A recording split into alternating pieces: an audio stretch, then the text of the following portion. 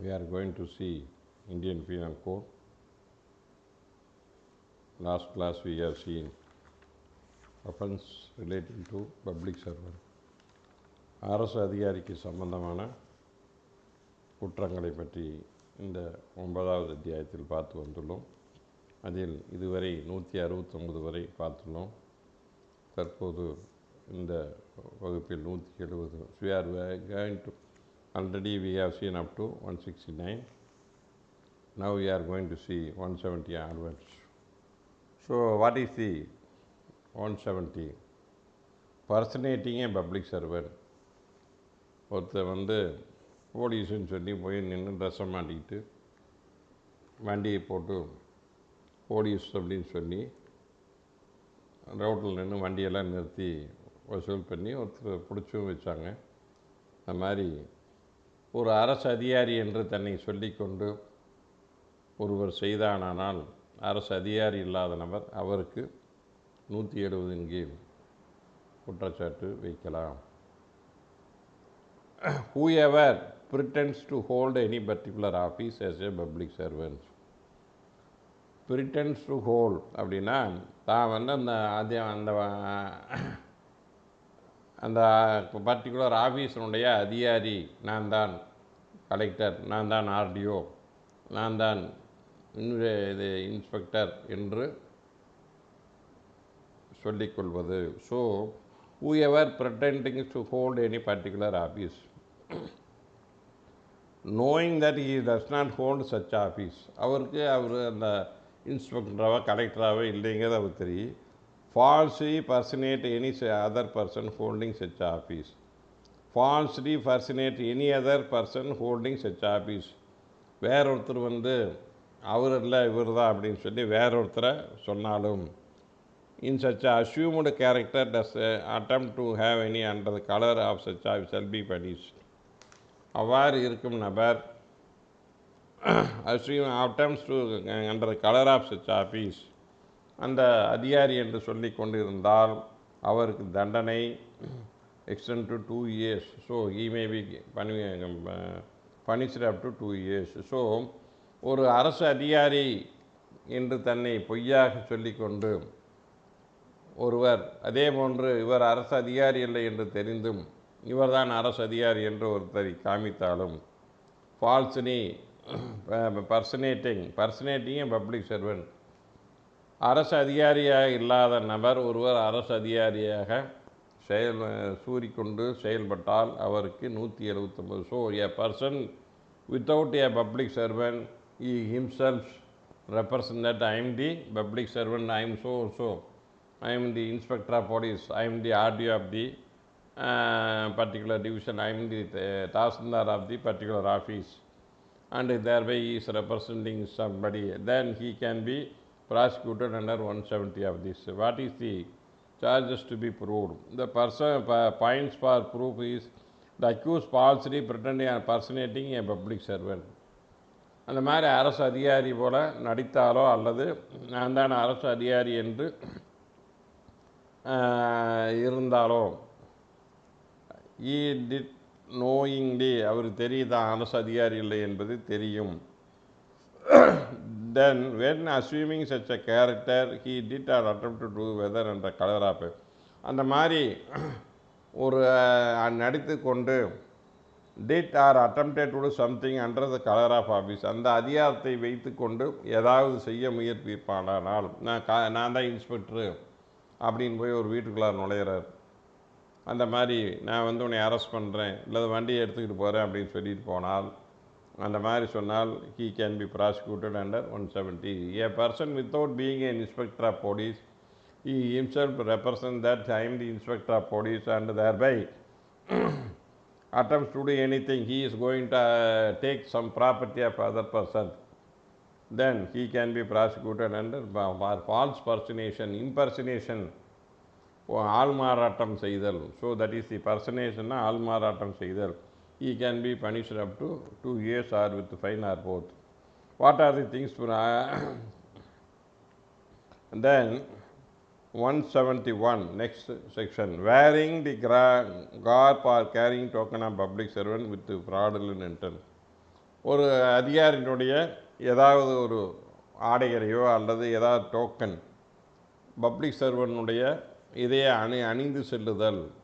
இப்போ போலீஸ் ட்ரெஸ்ஸை போட்டுக்கிட்டு போகிறது, போலீஸ் கேப் வச்சுக்கிட்டு போகிறது, அப்புறம் அந்த இது பேர் நேம் பேட்ச் வச்சுக்கிட்டு போகிறது, அந்த மாதிரி பப்ளிக் சர்வனுடைய ஏதாவது ஒரு அடையாளத்தை அணிந்திருந்தால் அவர்களை இந்த சட்டத்தின்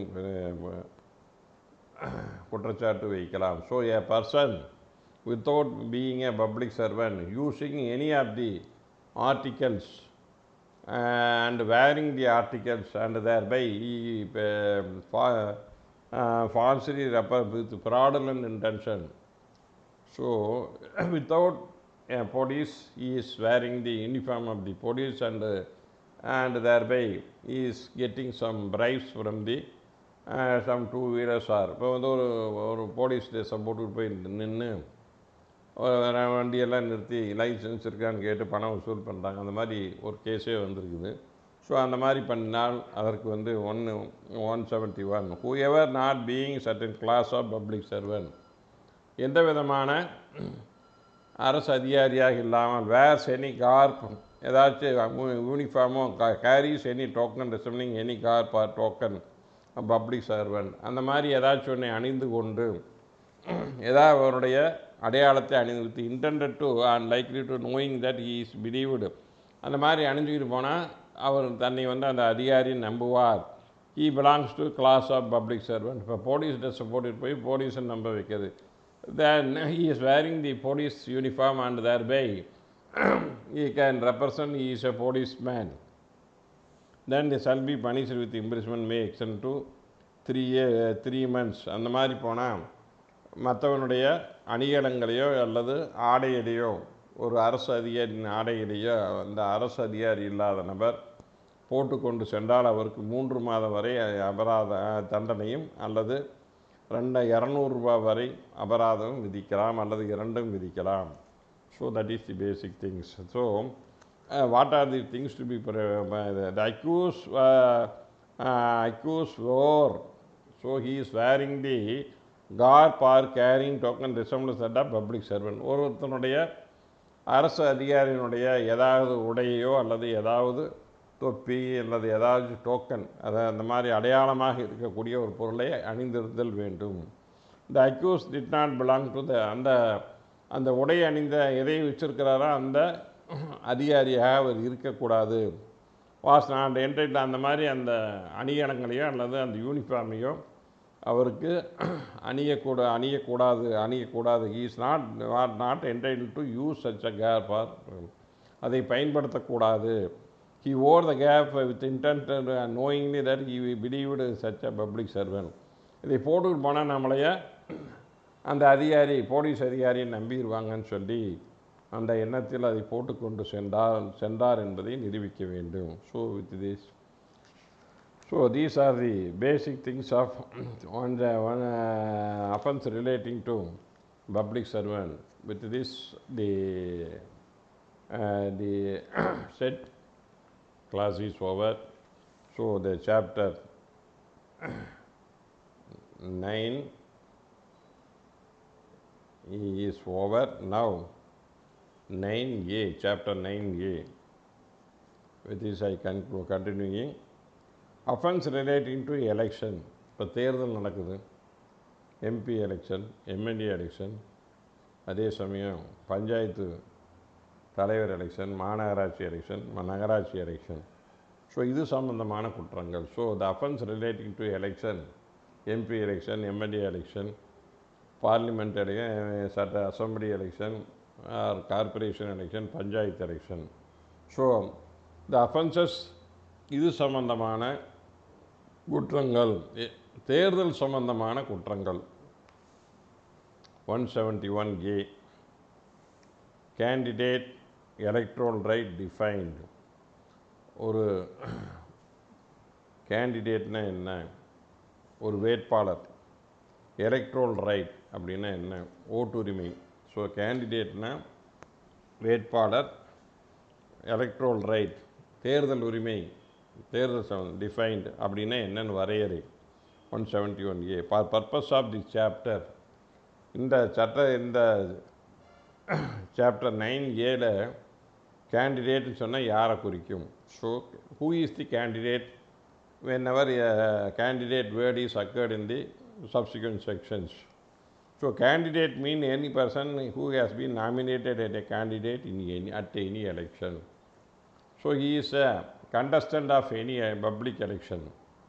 Any public election, he is a candidate for particular election, then he is a called candidate. He is nominating his name for the MLA or MP or municipal chairman or mayor of the corporation or panchayat president of the corporation. He is nominating ஒரு பஞ்சாயத்து போர்டுக்கோ அல்லது மெம்பருக்கோ அல்லது மாநகராட்சி மேயருக்கோ அல்லது நகராட்சி தலைவருக்கோ இந்த மாதிரி ஒரு கேண்டிடேட்டாக அல்லது எம்பி எம்எல்ஏ எலெக்ஷனுக்கு தேர்தலில் வந்து தன்னை ஒரு வேட்பாளராக அறிவித்தால் அவர் தான் கேண்டிடேட்னு சொல்லலாம். எலக்ட்ரல் ரைட்ஸ் தேர்தல் உரிமை means right a person to stand, not to stand. தேர்தல் நிற்கும் உரிமை not to stand, அது நிற்கக்கூடாது என்று இருந்தால். டு வித்ட்ரா பீயிங், அவ்வாறு வாபஸ் வாங்கியது. கேண்டிடேட் ஆர் டு ஓட், அதாவது ஓட்டுரிமை, ரெஃபரம் ஃப்ரம் ஓட்டிங் எனி எலெக்ஷன். அது மாதிரி ஓட்டுரிமையை தடுத்தல், இதெல்லாம் வந்து எலக்ட்ரல் ரைட் என்று சொல்லலாம். ஓட்டு போடாமலும் தடுத்தல், ஸோ தடை செய்யப்பட்டவர். ரெஃபரிங் ஃப்ரம் ஓட்டிங்னா ஓட்டு இல்லை என்று தடை செய்யப்பட்டவர். So these are the words. Then 171B bribery, லஞ்சம் கொடுத்தல், எலெக்ஷனில் லஞ்சம் கொடுக்கறது. whoever gives a gratification to any person, gives gratification for voting, he is giving some money. ஓட்டு போடுறதுக்காக லஞ்சம் கொடுக்கறது, பணம் கொடுக்கறது. With object or inducing him to, அவரை அந்த பர்டிகுலர் ஆளுக்கு பணம் கொடுத்து ஓட்டு போட வைக்கிறது. அல்லது யாராக இங்கே சொந்தத்தில் இருக்கிறீங்க, any other person exercise any electoral right. கேண்டிடேட்டாக நின்று பணத்தை வாங்கிட்டு நின்றுங்கிறது, பணத்தை வாங்கிட்டு ஓட்டு போடுங்கிறது, அந்த மாதிரி சொன்னால். Rewarding any person for having exercise, அது மாதிரி ஓட்டு போட்டு வந்த உடனே அதுக்கு சன்மானம் வழங்குதல், rewarding. So person should not give any person to any money to exercise the electoral right. தேர்தல் உரிமையை பயன்படுத்துவதற்கு யாருக்கும் பணம் கொடுக்கக்கூடாது என்பது, பணம் கொடுத்து எந்த தேர்தல் உரிமையும் நடைமுறைப்படுத்தக்கூடாது. விருப்பமாக இருந்தால் அவன் பண்ணலாம். அவ்வாறு பணத்தை கொடுத்து நீ கேண்டிடேட்டாக நின்று ஓட்டு போடாதுரு அப்படின்னு நல்லா சொல்லி பணம் கொடுத்து பண்ணாலும், அப்புறம் அது போக கேண்டிடேட்டாக நின்று ஜெயிச்சு அதே மாதிரி ஓட்டு போட்டு வந்த ஒரு பாடு அவருக்கு ஏதாவது சன்மானம், rewarding any person exercise right. தேர்தல் உரிமையினை பயன்படுத்துவதற்காக ஏதாவது சன்மானம் கொடுத்தாலோ. தென் 2 அக்செப்ட்ஸ் ஃபார் ஹிம்செல்ஃப், அவருக்காகவே, அவர் தனக்காகவே, ஆர் எனி அதர் பர்சன். இப்போ ஒரு ஃபேமிலியில் அப்பா இருக்கிறாரு, சம்சாரத்துக்கு பொண்ணு 2 குழந்தைகளுக்கு பணம் வாங்குறாரு ஓட்டு போடுறதுக்கு. ஸோ அவருக்கு ஓட்டு, அவர் ஒய்ஃபுக்கு ஓட்டுக்கு பணம் வாங்குறாருன்னு வைங்க, அந்த மாதிரி. So any other person, any gratification. So a person being a family elder member or wife or whatever it is, he is getting money for voting from a candidate for himself or his children for voting. Any gratification, reward, exercising such a right, inducing, attempt to any by exercising and such a commits bribery. அவ்வாறு கொடுத்தால், தேர்தல் உரிமையினை நடைமுறைப்படுத்துவதற்கு ஒருவருக்கு பணம் கொடுத்தால் அது லஞ்சம் என்று எடுத்துக்கொள்ளலாம். commits bribery. That is the basic things. So provided that a declaration of public policy, promise of public shall not be an offence under this section. Declaration of public policy, இது வந்து பொது இது இப்படி செய்யலான்னு சொல்லி, ப்ராமிஸ் ஆஃப் பப்ளிக் ஆக்ஷன், இப்போ வந்து உனக்கு அதை செய்கிறேன், தேர்தல் வாக்குறுதி வந்து இதில் வராது, பிரைபரியில் வராது. நான் ஜெயிச்சு வந்தால் ரோடு ஓட்டு தரேன், டிச்சு கட்டுறேன் அப்படிங்கிறார். So a person giving some assurance. If you are, I may be elevated as an MLA, I will do this something for this constituency. Whether it can be the promise given by a candidate at the time of election is amounts to bravery. That is not so. That is the proviso is given there. So that is the basic thing. So a candidate is entitled to give some assurance to the voters to do something after he is elected as a such a post, such a member. So ஒரு எனக்கு இந்த இந்த இதுக்கு தேர்வுக்கு இந்த பொறுப்புக்கு என்னை தேர்ந்தெடுப்பான இந்த பணியினை உங்களுக்கு செய்திருக்கிறேன் என்று சொல்வது லஞ்சமாகாது. So that is the base thing. Then 171B 2, a person offers, agree to offer, attempt to offer, procuring gratification shall be due to a gratification. A person offers or agrees to give. ஆஃபர்னால் நான் பணம் கொடுக்குறேன்னு offer பண்ணுறது, offer contract மாதிரி. நீ ஓட்டு போடு நான் பணம் கொடுக்குறேன். அக்ரீஸ் டு கிவ், நான் ஓட்டு போட்டேன்னா கொடுக்குறது. Offers or attempt to procure gratification, லஞ்சம் தருகிறேன் என்று shall be deemed to give gratification. அவ்வாறு சொன்னாலே பணமே கொடுத்துருக்க வேண்டியதில்லை, பணம் கொடுக்குறேன்னு வயர் சொன்னாலே போதும். A person who obtains or agrees to obtains, பணத்தை வாங்கினாலும் சரி வாங்கிக்கிறேன்னு சொன்னாலும் சரி, அப்படின்னு shall be deemed to accept the gratification, லஞ்சத்தை பெற்றுக்கொண்டார் அர்த்தம். இனிமேல் நாளைக்கு ஓட்டு போட்டு வந்து வாங்கிக்கிறேன்னு சொல்லார், இன்றைக்கி பணத்தை வாங்குறாரு ஓட்டு போடுறதுக்கு, அந்த மாதிரி இருந்தாலும். So a person who accept the gratification as a motive for doing it not intend to and reward shall be due to accept the gratification as a reward. இந்த மாதிரி நான் இந்த செயலை செய்து முடிச்சுட்டேன், நான் ஓட்டு போட்டேன், எனக்கு ஓட்டுக்கு எனக்கு 2000 ரூபா தாங்க, 1000 ரூபா தாங்க அப்படின்னு சொன்னால் அது வந்து பிரைஃப் என்று எடுத்துக்கொள்ளலாம், அக்செப்ட் தி பிரைஃப் என்று எடுத்துக்கொள்ளலாம். So that is the basic things. So இதுக்கு இன்னும் பனிஷ்மெண்ட் வரல, we are seeking only definition class. Then 171C, undue influence at election, அதிகாரத்தை பயன்படுத்துதல். ஒரு தேர்தலில் அதிகாரத்தை பயன்படுத்துதல், undue influence. whoever voluntarily interferes, போய் அவரே விருப்பப்பட்டு போய் ஒன்றில் வந்து இன்டர்ஃபியர் ஆகிறது. attempts to interfere with the free exercise of any right commits such an offense of undue influence. ஒருத்தன் போய் தன்னுடைய அதிகாரத்தை பயன்படுத்தி நீ இந்த கேண்டிடேட்டுக்கு தான் ஓட்டு போடணும் அப்படின்னு மிரட்டுறான், இல்லாட்டி உங்களுக்கு வந்து இது கிடையாது அது கிடையாதுன்னு சொல்கிறான். அந்த மாதிரி தன்னுடைய அதிகாரத்தை, தன்னுடைய சுப்பீரிமசி, ஒரு கீழ் ஒரு இதில் போய் நீங்கள் யாராச்சும் ஓட்டு போடலின்னா, எனக்கு ஒரு பஞ்சாயத்து பிரசிடண்ட் நிற்கிறாரு, ஒரு பர்டிகுலர் ஏரியாவை போய் நீங்கள் யார் எனக்கு ஓட்டு போடலின்னா இந்த ஊரோட்டை உனக்கு காலி பண்ணிடுவேன் அப்படின்னு மிரட்டுறாருன்னு நீங்கள். So that is called and influence. அதிகாரத்தை துஷ்பிரயோகம் செய்தல், சுப்ரீமசி பவரை வந்து துஷ்பிரயோகம். attempt to interfere exercise electoral rights commit an undue influence in election. So ஒருத்தர் டாமினேட்டிங் அன்டு இன்ஃப்ளூயன்ஸ்னால் ஒருத்தர் வந்து சுப்பீரியர் பொசிஷன் இருக்கணும், and another person is in inferior. So superior person uses his power against the inferior person, that is called undue. Indian contract act what says undue influence, the same things. undue influenceனால் என்னென்னா, ஒருவர் வந்து அதிகார வர்க்கமாக இருக்கணும், ஒருத்தர் கீழ் ஒரு வாத்தியார் ஒரு டீச்சர், அது அன்டு இன்ஃப்ளூயன்ஸ். வாத்தியார் வந்து வாத்தியாரும் ஒரு மாணவன். ஸோ மாணவனுக்கு வாத்தியார் வந்து டாமினேட்டிங் பொசிஷன் இருக்கிறாரு, ஸ்டூடெண்ட்ஸு அவர் கீழே இருக்கிறார். அதே மாதிரி ஒரு டாக்டர் அண்ட் பேஷண்ட், ஒரு advocate and client. So they are these are the people are dominating, they are the in inferior position. So such a power is given to one person, he is using such a power in an election. So power is supremacy, power is used against inferior people in an election, then it is called undue influence. ஒரு ஊரில் without general provision of subsection, whoever threatens any candidate, voter, any person in whom he candidate or interested will injury or any other kind.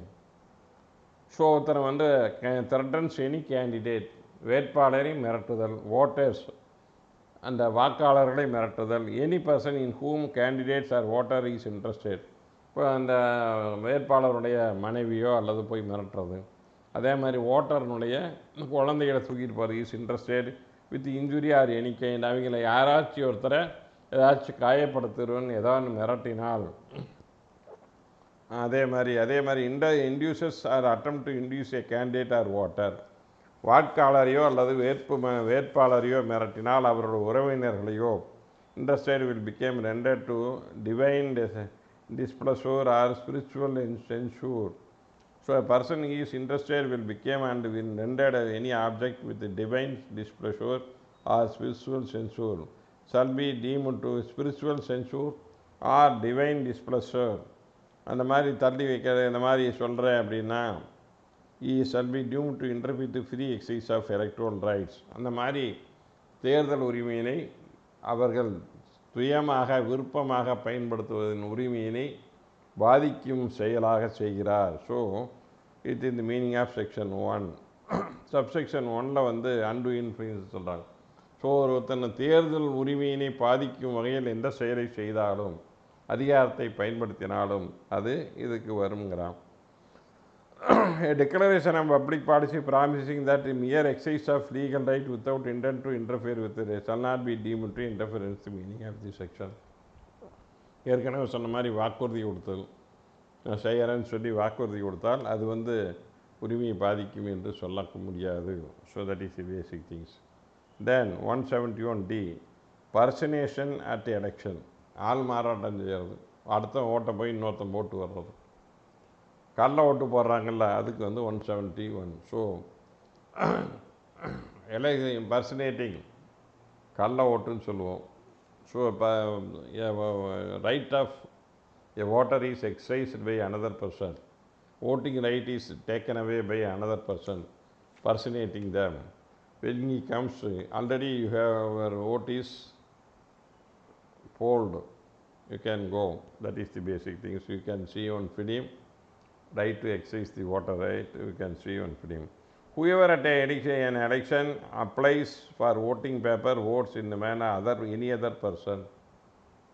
நாம் போய் சொன்னாலே போதுன்னா நான் தான் குப்புசாமி என்னை ஓட்டு போடுறேன்னு, அல்லது ஓட்டு போட்டுட்டாலோ, அப்ளைஸ் ஃபார் ஓட்டிங் நான் ஓட்டு பேப்பரை வந்து போய் கேட்டாலோ, legal rights without votes in any other person, vote போட கேட்டாலோ, so mere attempting to vote another person is personation at election. Once he exercises the voting right of others, then it is same things, whether living or dead. இப்போ செத்தவன் ஓட்டு போட்டால் அல்லது உசுரோடு இருக்கிறவன் ஓட்டு போட்டாலோ ரெண்டுக்கும் பொருந்தும். ஸோ செத்தவன் ஓட்டு போட்டாலும் இன் எ ஃபிக்ஸேஷியஸ் நேம், பொய்யான பேரின் who having voted once at the election applies same election for voting paper in his own name. Whoever abets, அதே மாதிரி யாராச்சும் துணை போனால் abets procure attempts to procure voting by any person. யாராச்சும் கூட்டிகிட்டு வந்து ஆளை கூட்டிகிட்டு வந்து வெளியூர்லேருந்து கூட்டிகிட்டு வந்து கள்ள ஓட்டு போட வச்சுருப்பாங்க. So some parties are bringing other side people to cast vote of another person. So that is the casting of vote of another person. So attempt to procure any voting and by the person commits by personation at election. ஆள் மாறாட்டம் செய்தவராக எடுத்துக்க வேண்டும். But nothing shall apply to a person who has been authorized to vote as a proxy for electoral under the law. இன்னொருத்தருக்காக ப்ராக்சியாக ஓட்டு போடலான்னு சொல்லி கொடுத்துருப்பாங்க அதிகாரம், என்னோட ஓட்டை இவர் போடலாம் அப்படின்னு சொல்லி ப்ராக்சி போட்டு பண்ணலான்னு சொல்லி கொடுத்துருந்தா அது தப்பில்லை என்று சொல்லப்படுகிறது. ப்ராக்சிங்கிறது வந்து என்னுடைய ஓட்டை இவர் வந்து எனக்கு இதெல்லாம் போடுவான்னு சொல்லி கொடுத்தால் அது வந்து வராதுன்னு சொல்லி so 171E punishment for bribery. இப்போ பனிஷ்மெண்ட் ஃபார் பிரைபரி, இப்போ லஞ்சம் கொடுத்தா அதுக்கு என்ன பனிஷ்மெண்ட்? இப்போ வந்து 171(1)(b)க்கு punishment 171(1)(e). So whenever a person commits an offence under 171(b), he can be laid charge under 171(e), punishment for bribery. லஞ்சம் கொடுத்து ஓட்டு 171(b) ஒரு குற்றம் புரிந்தால் அவருக்கு சார்ஜ் ஷீட் எதில் போடணும்? 171(e)ல. Whoever commits a bribery shall be punished by extent to 1 year or with fine or both.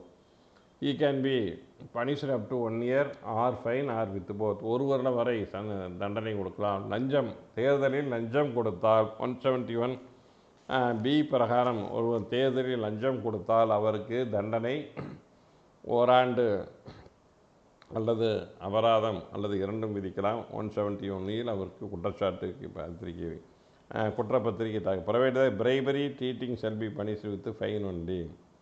Bribery by cheating shall be punished with fine only.